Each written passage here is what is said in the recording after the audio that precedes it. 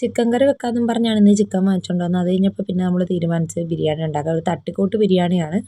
ഇഷ്ടപ്പെട്ടാൽ നിങ്ങളൊന്ന് സബ്സ്ക്രൈബ് ചെയ്യണം എൻ്റെ ചാനൽ.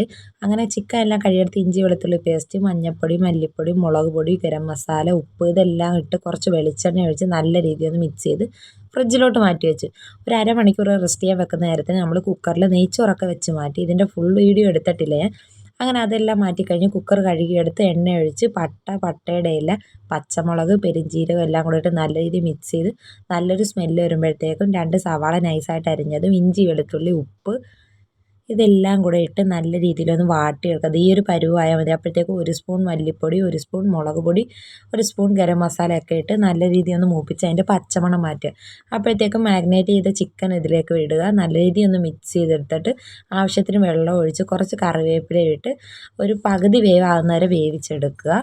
ചിക്കനൊക്കെ ഹാഫ് കുക്കിംഗ് ആയ ശേഷം ഇതിൻ്റെ മുകളിലേക്ക് നമുക്ക് നെയ്ച്ചോറ് തട്ടിക്കൊടുക്കാം. ചോറ് തട്ടുമ്പോൾ പ്രത്യേകം ശ്രദ്ധിക്കണം, നമ്മൾ പ്രസ് ചെയ്യാൻ പാടില്ല. ഇനി ഇതിൻ്റെ മുകളിൽ ഇടാനായിട്ടുള്ള സവാള ഒന്ന് മൊരിയിച്ചെടുക്കുക. ഇത് പെട്ടെന്ന് മൊരിഞ്ഞു കിട്ടാൻ കുറച്ച് പഞ്ചസാര ചേർത്താൽ മതി. പിന്നെ കിസ്മിസ് വണ്ടിപ്പരിപ്പും എല്ലാം ഒന്ന് മൊരിയിച്ചെടുത്ത് ഇതിൻ്റെ മുകളിലോട്ട് ഞാൻ കളറിനായിട്ട് മഞ്ഞപ്പൊടിയാണ് വെള്ളത്തിൽ ചേർത്ത് കൊടുത്തിരിക്കുന്നത്. നമുക്ക് പാലുണ്ടെങ്കിൽ പാലിൽ ചേർക്കാം. പിന്നെ കുറച്ച് സ്മെല്ലിന് വേണ്ടി പൈനാപ്പിൾ എസൻസ് ചേർക്കുന്നുണ്ട്. അപ്പം നല്ല ബിരിയാണിയുടെ ഒരു സ്മെല്ല് വരും. ഇനി മുകളിൽ അലങ്കരിക്കാനുള്ള എല്ലാം ഇട്ട് കുക്കർ അടച്ച് വെച്ചൊരു 15 മിനിറ്റ് നമുക്ക് വേവിക്കാം. അപ്പോഴത്തേക്കും ആ പൈനാപ്പിൾ എസൻസിൻ്റെയൊക്കെ സ്മെല്ല് മൊത്തത്തിലാകും. അപ്പം നിങ്ങൾ ഇതൊന്ന് ട്രൈ ചെയ്ത് നോക്കിയിട്ട് ഇഷ്ടപ്പെടുവാണെങ്കിൽ ഒന്ന് എനിക്ക് കമൻറ്റ് അറിയിക്കണം. എൻ്റെ ചാനൽ കൂടി ഒന്ന് സബ്സ്ക്രൈബ് ചെയ്യണം. അപ്പോൾ ഇത്രയേ ഉള്ളൂ. ടാറ്റാ.